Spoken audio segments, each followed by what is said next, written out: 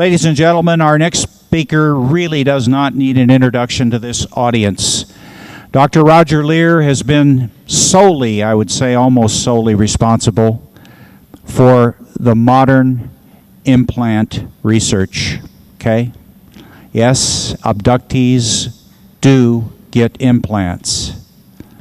Yes, Dr. Leir has removed a lot of them. And it's getting serious, guys. He is getting some absolutely extraordinary findings, and he is here to update us on them now. Dr. Roger Leir.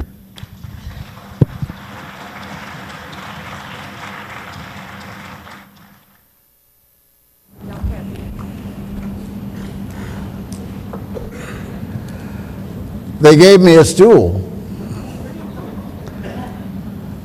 Well, it's a pleasure to be back here again to discuss this very fascinating subject with you.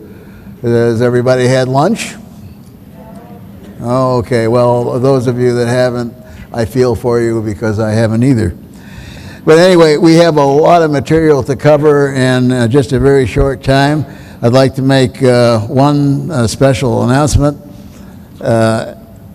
There is a trip that's going to occur. These brochures are in various places at the registration table and at my table in the vendor room.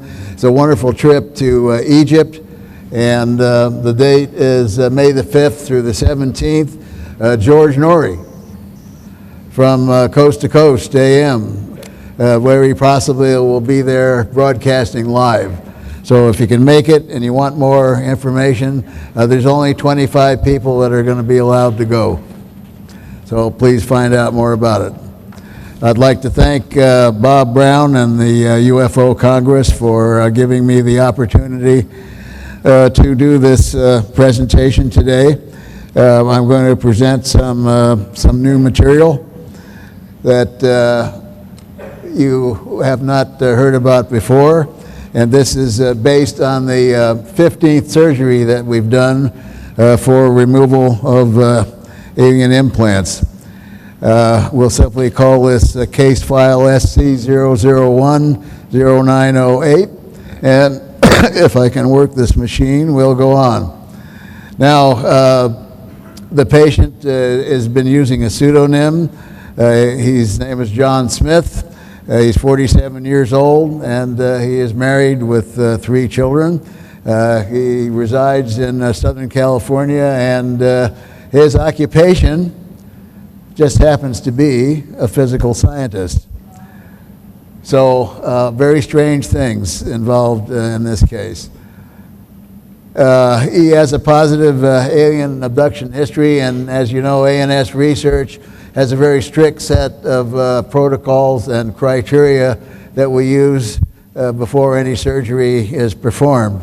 And John fulfilled all the criteria and protocols and became the 15th case.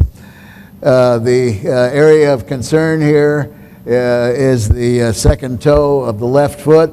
We had x-rays taken, and they showed a metallic foreign body measuring about 4 millimeters in length and about the thickness of a pencil lead. And as you know, in the other cases, we've seen about the same thing. So we have a number of these, at least 8 or 9, which all look the same and have the same essential qualities.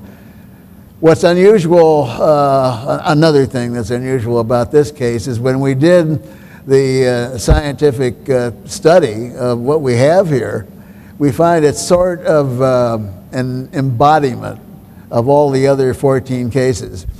If you've been following my research as it's been going, if you go way, way back to the first and second cases, and we had laboratory data coming from Los Alamos National Laboratories and from New Mexico Tech.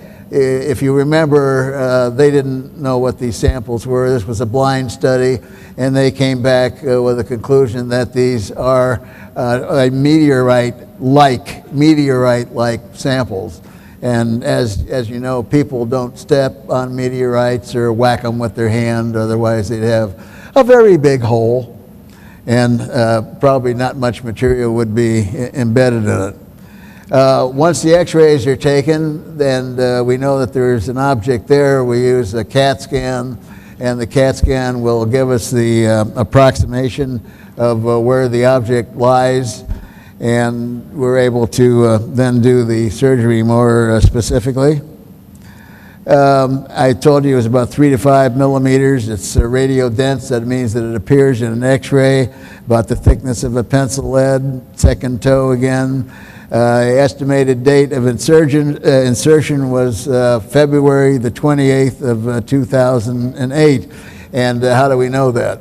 Well, the individual remembers waking up in the morning, and he saw a couple of drops of blood on the bed sheets, and he looked down at the toe, and there was a couple of small puncture wounds which healed within a very short time. As with the other cases, again, there was no scar and no portal of entry available. Also, if you recall, before we take anything out, we like to find out as much information as possible as to what's going on. And as we're able to do that and get better and better equipment, we're able to get much more knowledge. And as you recall, one of the cases we did was emanating a radio frequency, which was verified by a friend of mine in Las Vegas, let's put it that way, who sent me a classified FCC sheet, and we found out that that frequency was broadcasting on a deep space radio frequency. Now, if that don't knock your socks off, I don't know what does. We have emissions coming from this last case too. We use a Gauss meter to detect the electromagnetic activity, and we found that we had a magnetic field of greater than 10 milligauss. Ionizing radiation, we were only able to detect the normal background radiation using a Geiger counter. And the radio emissions, again, we're at 14.749650 megahertz. I don't know yet. I haven't had enough time to find out exactly where on the band or where that is going, but we're finding out. We had emissions of RF and ELF and the microwave bands.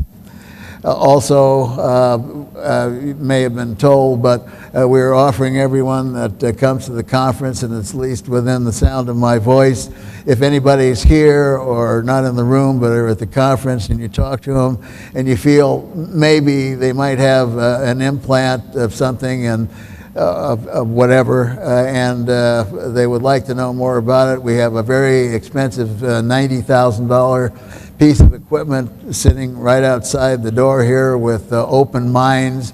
Open Minds also is a new entity that's coming about, and it's going to serve as a purpose of a clearinghouse for physical evidence and other things in the UFO field. It's going to be a marvelous organization, and it's headed by one John Rayo. So you'll meet him out there. Anybody that wants to be scanned, you don't have to undress. You can just come as you are and stand in front of the antenna, and we'll tell you what time is on your radio control watch.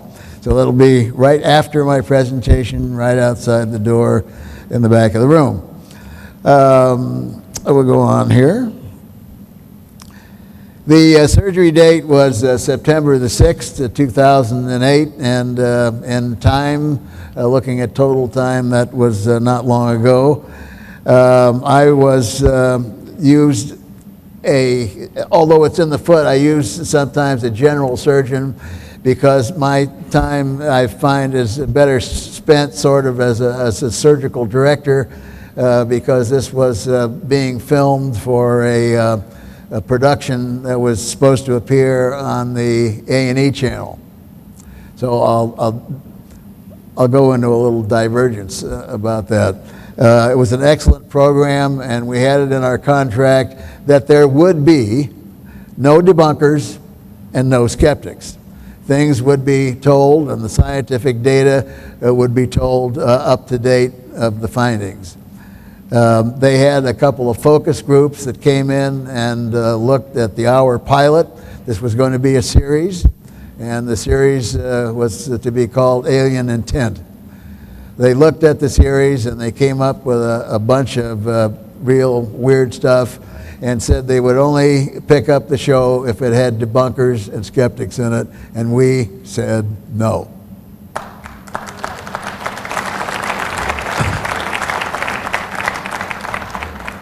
I will never, ever intentionally again, and I try and do the best that I can to prevent this from happening. I've done numerous television shows. One is still playing. A lot of the shows that you see on television, and even those done by respectable groups, will bring in things. They will. There's a very clever thing going on. The people who are doing the show will debunk themselves. So you may have seen some stuff that's recently on TV which have two outcomes: no conclusion, or it's not real. So be very leery of what you see on TV, but I'm trying to place myself in a category where if a program appears on TV, unless it's purely entertainment and they want me to entertain, the knowledge that you're getting will have no debunkers and no skeptics. So on this case, I serve as an assistant surgeon. The anesthesia is a local. We use two mixed anesthesias and just to put the area to sleep. We have stills and video that record the surgery going on, of which I'm going to show you some actual surgery footage. So I hope you've digested your lunch. We use assistive X-ray devices, as I've talked about before. You're going to see that in some of the slides. It's called a C-arm, and it has a sender and a receiver, and then what you're seeing appears on two television screens. You're actually able to see an instrument being inserted, and you're able to find the object a lot quicker. We have multiple witnesses who are viewing this either on TV or live, and then they sign forms stating that they were there. Now, the specimen appeared, when you looked at it on an X-ray, as a solid unit. But yet when we went to remove it, it came out in multiple fragments. It was quite brittle in nature, and it sort of came apart. And the fragments, as in the other cases, were surrounded by this very strange type of biological coating, which we've been finding with some of the other objects. The fragments were all placed on a surgical drape, which you will see, and I had to very carefully pick these fragments up and put them in the specimen container, which contains the patient's own blood serum. One of the photos here is the device that we use for the detection of radio waves, and we did that as well as using the Gauss meter. Here you'll see some filming going on, and also you'll recognize one of the individuals there as Whitley Strieber. A couple of pictures. I'm pointing to the object on the television screens that is part of the C-arm apparatus. This may be a little hard to see, but there is an object right here, and that's the object that we removed. Here is some actual surgery going on. This is material which has blood on it and a few pieces of the specimen. Here's the specimen container. It contains blood serum and has a bit of the sample on it. Now, we'll just diverge for a moment. What we like to do is we like to check as many things as possible, and this case was so interesting I couldn't help but want to present you this material, which is the first time anybody is ever hearing this. you're going to get a lot of information which you've never heard before. This is the first time a breakthrough. So I just hope you realize how lucky you are to be a part of this. The client's home is a single-story dwelling. Its exterior construction is a plaster over chicken wire and the usual type of wrapping. The interior is plaster over wallboard.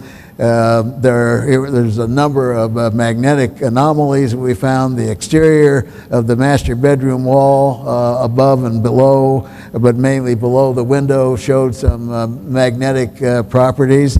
A backyard soil was highly magnetic, with a large magnetic field exceeding 10 milligauss, and the soil also spontaneously catches fire.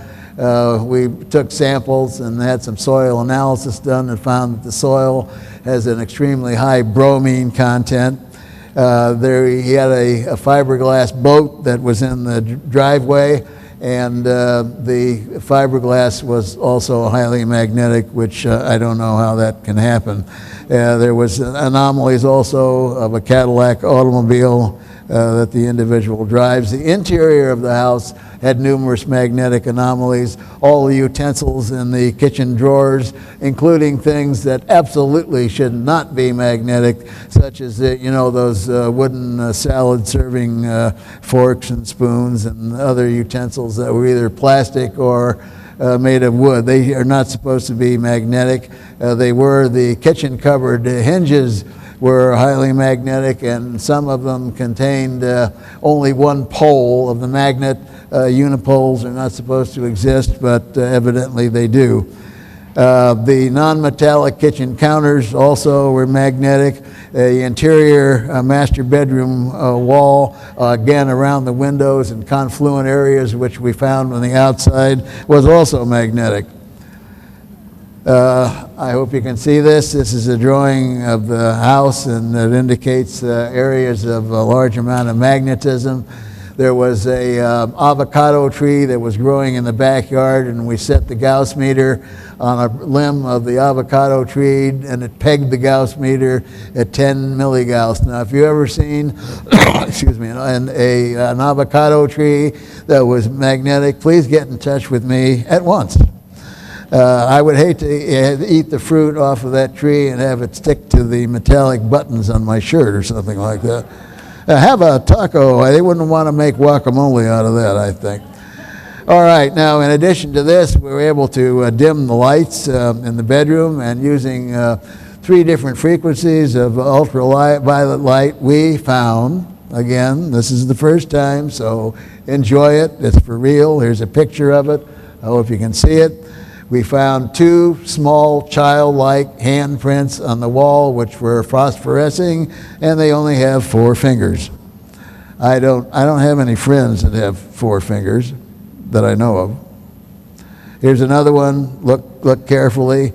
We've got this now. We took out the piece of the wall, and we're going to try and get DNA off of this. There's a new device that's been invented, and it's a tape, and you can put the tape over something that you're trying to get DNA and you peel the tape off, and you can send this tape into a laboratory and you can get the DNA. So we're very interested in seeing what the outcome, but just the photograph alone, which occurs in a house where abductions have been going on, and then you find 2 4-fingered small handprints on the wall, I think is a pretty interesting finding.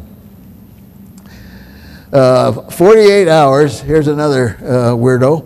48 hours after the surgical specimen was placed in a sealed container, I went to check on it. All the little pieces that we had taken out, I told you the object broke into a number of fragments. All the little pieces became a darker color. And they not only became a darker color, but when you lifted up the specimen container, they began to rearrange themselves in the order of which we saw in the X-ray. Now, I called the cameraman and we had him come down and immediately take video of that. Never seen anything like that before. We're working on possible explanations why this happened.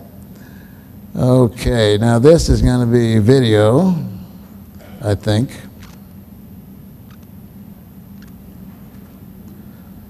If I can find the cursor. There we go. There we go.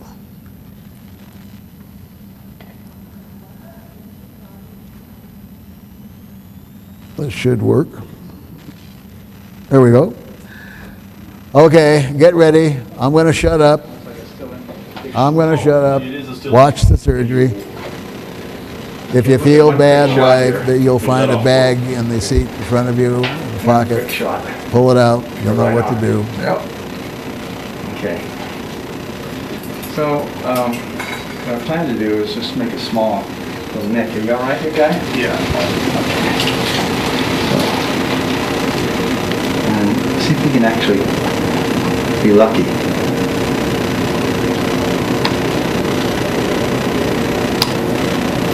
Remember, it's in make sure you got a sponge. Dan?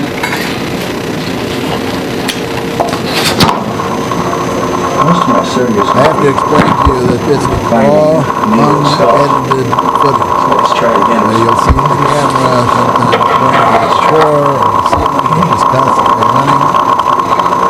We're handheld in some of these shots because we wanted to get as close as we could. Did it hurt you at all, John? You all right? Yeah, I feel the pressure of the head. There's some sound in the ambience of the room.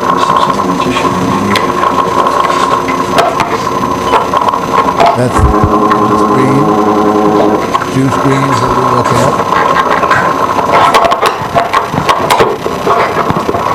When we were down to the last piece that appeared on the scanning device,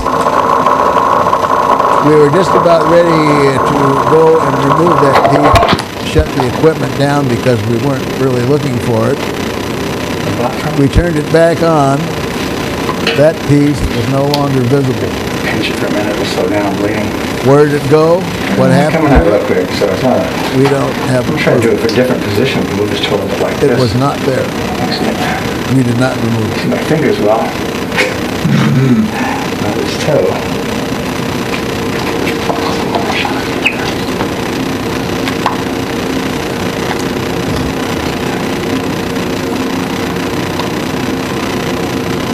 Actually, I think you're a little proximal.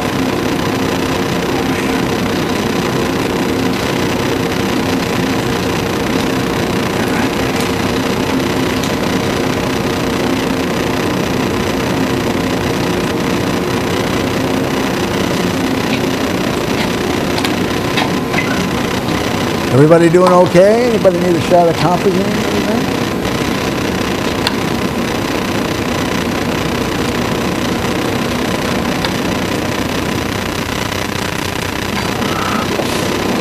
There's nothing there, is there?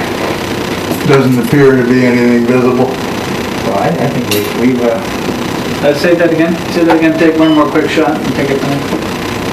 Okay, one more quick shot here after my last suture goes on. And, if we see anything in there. I mean, you saw one little tiny speck. I thought we didn't get quite all of it. I don't see anything now. No, it looks clear. I don't see anything left. I think we got it all out of there. So we're going to put a little pressure on your toe here. I'm going to have you, Dr. Leir, take Very this carefully. very carefully. All these little pieces out here. You know which ones we're talking about? Yeah, the ones from here to there. They're little tiny things. So I put them all right in this area. This is a very unusual way to do it. What we did was we took these little pieces and placed them on the sterile drape. And then you'll see me cutting a piece off of the sterile drape, and then we take that into the lab. And from there, I very gently pick these little pieces out and put them in this vial of blood serum. Doctor, hold that up to the camera and kind of tell us what's contained in there. Second, sir. Can you step over for me, Paul? Thank you, Paul. Got 1 second, sir. I never go into any of these Contained surgeries in with these any little expectation. spots here that we're looking at are very small pieces of tissue. No matter how strange you would which may appear be or metallic, you can assume it to be, portions, it could mixed always be with, something soft rather tissue. mundane, and we've had that But experience we'll have to before look at the in the aggregate 15 and see cases. what it is that we have. And so where's this going to head up to now? Well, depending upon when I get out of here, we'll have to determine whether we have enough to send to pathology or whether it should go directly to metallurgy. So we need to get an SEM done, which will look at both the soft tissue and the metal. Can I help you sit down and go through this? I think I know where we are with everything. Okay, I want to get it so we can put it in that other vial. So let's. Okay, that's enough of that. Everybody see that okay? Everybody all right? I'd ask you for a show of hands, but I can't see a doggone thing up here. Okay, let's go to the testing. We performed a number of tests, and as you realize, what I've told you before, we've spoken, we look at the object and we look at the outside first, and then we begin to look in.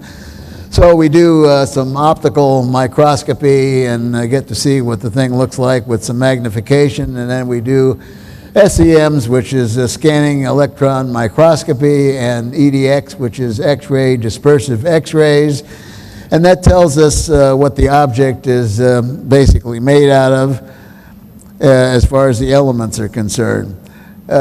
These are a couple of the graphs using what's called Raman spectroscopy, and it begins to give us clues into what we are looking at. Now, analytical tests showed the following. We showed trace element patterns which were consistent with meteoric origin, all the way back. Remember, I told you in the beginning, back to the first two cases. We're all the way back to that again. And we look at the nickel-iron ratio in these, and the nickel-iron ratio appears to fit in the meteoric category. Now, what someone has done, some entity or something, looks like they're using a meteoric iron mixed with some other rare elements to make an object, to put together an object with a specific function. Now, in addition, there are a number of things that we found. I told you about the nickel-iron ratio. We found some minor elements in the sample. Some of them are listed here. These are very strange elements to find in somebody's foot. You just usually don't find these sort of things. Now, in addition to this, we have testing which shows that there's biological material which is either growing out from the metal or into the metal. We don't know yet, but we're doing more testing and more data. This is mind-blowing enough, especially when you look at the last one here, which is uranium. And the only isotope of uranium that was found was U-238, which is very difficult to find in nature existing by itself. So in toto, what we have here is something that's most unusual. This is not the end of the science, but I wanted to present this material to the public for the first time. And I chose the UFO Congress to do this. There are going to be many more tests that are going to be done, and if we can get them done in time in toto, we want all the I's dotted, we want all the T's crossed. We don't want there to be any concern. And what we're going to do is we're going to use controls, which consist of perhaps a piece of steel and an actual meteorite fragment, and then we'll be able to compare these and say, this is what we have, this is what's in a nickel-iron meteorite, this is what's in a piece of steel, and these, apparently are not things that come from here. Now, there's some other significant things that we found in the sample. There may be things like inclusions, and I told you before, if you've listened to me speak, that some of the testing that was done at the University of Toronto in Canada showed that there were very interesting spheres or ovoids and other material that was found in the samples at the University of Toronto, including in this particular sample, we not only found those confluent with what we found in at the University of Toronto Material Science Department, but we've also found inclusions which appear to be sodium chloride crystals that are rectangular in various sizes. And you say, oh, what does that mean? Well, think back. Remember, is there anybody here that's old enough to remember a crystal set? If you raise your hands, I'll try and see. Yeah, a few people. The old radio was a crystal set. And what did you use to get a radio program? You used the crystal, and a battery and a copper coil and a set of earphones, and lo and behold, you got a radio show. The early days of radio. So crystals must have some meaning, and perhaps that meaning is being used by entities from somewhere else or intelligences from somewhere else that know how to use the atomic structure of the elements that we have here in this solar system, or maybe some other solar system, or maybe some other distant galaxy. Who knows? But they're able to put things together in, yes, you could say, a manufactured way, as we consider manufacturing. So they can put things together that can use these basic materials for a very specific purpose. And that it appears as what's going on here is a very, very complex, excuse me, very complex form of nanotechnology. And as you know, our nanotechnological development is occurring as we speak. Now, I want to make just one other statement. They say I have 9 minutes left. There's a wonderful clock up here now. It's all a modernization. You see we have colored lights and all this modern equipment. It's just wonderful. I've lectured at these Congress proceedings now for a number of years, and the improvements that have been made are just marvelous. So at the end, I'm going to ask for your hand for the Congress and Bob Brown. Anyway, I get asked often about disclosure. Now, there's going to be a conference in Washington, D.C. that Steve Bassett's putting on called the X Conference. And in talking to Steve, he expects that disclosure may even occur before the conference. I hope he's correct. But in my personal opinion, after traveling around the world in 42 countries in 7 years, I can give you my opinion, and that is disclosure is happening as we speak. All you have to do is pick up the tidbits that occasionally appear on radio, on television, coast to coast. You will get some knowledge of things happening here and happening elsewhere. You go on the internet, use it as a tool. You may be getting some truth somewhere. Other stories are not the truth. But disclosure, I think, is happening. We've had a number of governments that are releasing information, Denmark, Canada, Brazil, France, the UK. Why is this all going on? There's some predictions about Obama's meeting with the Prime Minister of Canada, supposedly discussing other factors having to do with the economy. Some feel that with Hillary Clinton, who we believe is in the know, and Leon Podesta there, that the U.S. government may actually disclose some information. And then, also consider what is disclosure and what are you going to do, who's going to make it. Suppose the U.S. government does tell you that we have non-terrestrial visitors, and we've had for a number of years, and they're flying around, and invading our airspace, and they can't protect you from whatever it is they do. That's quite an admission. I don't really think we're going to hear that. They may tell you about some cases, maybe. But let's say, who are you going to believe and how it is going to affect your life? Let's say the President of the United States makes an announcement that we have extraterrestrial visitors. You're still going to get up in the morning, and what are you going to do? You're going to make breakfast, and for those that go to a job, you're going to go to work. And as an example, if one came down during rush hour, a big craft from 3-4 light years away in our neighborhood, as my good colleague Stan Friedman talks about, and lands on the freeway system, how is that going to affect your life? Most probably you're going to get on your cell phone and you're going to call some agency like Caltrans, and you say, can you get this thing moved off the freeway?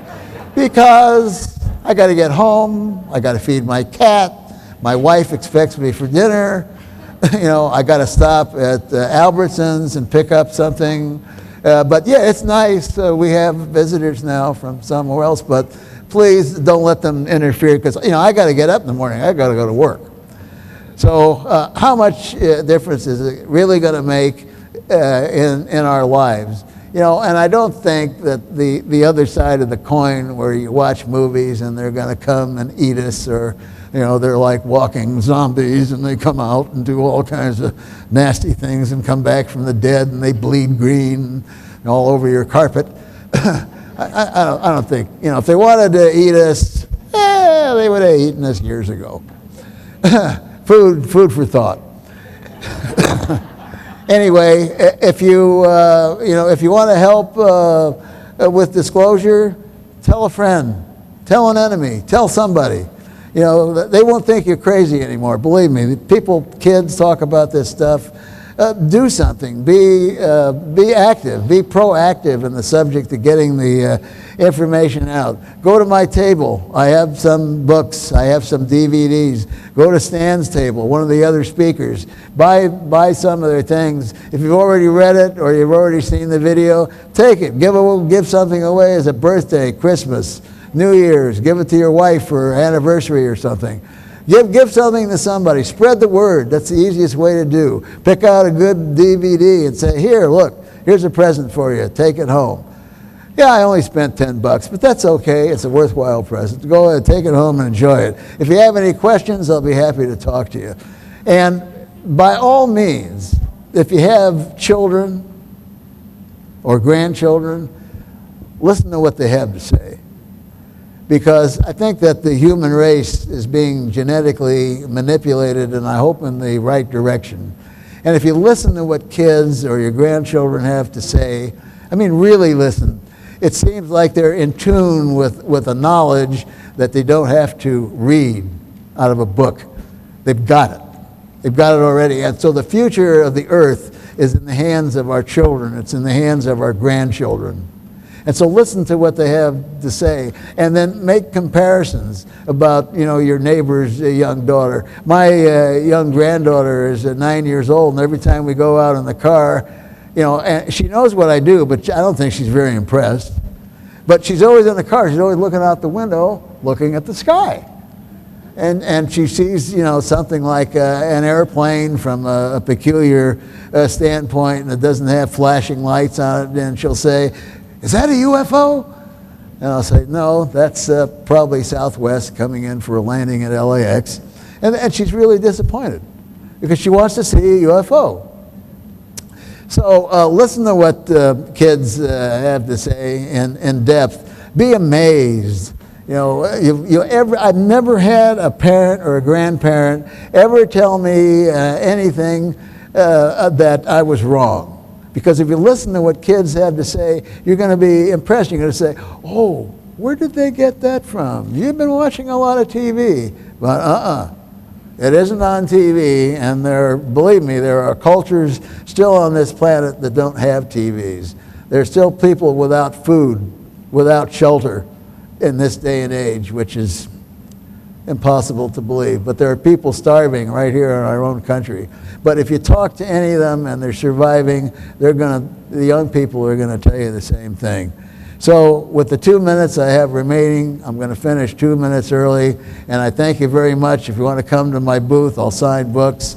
If I can answer any questions, if you want to be scanned, just go out the back door and see John Rayo and the crew there. As I said, you don't have to undress, no embarrassment, and we can even tell you if you got a cell phone on. So thank you very much.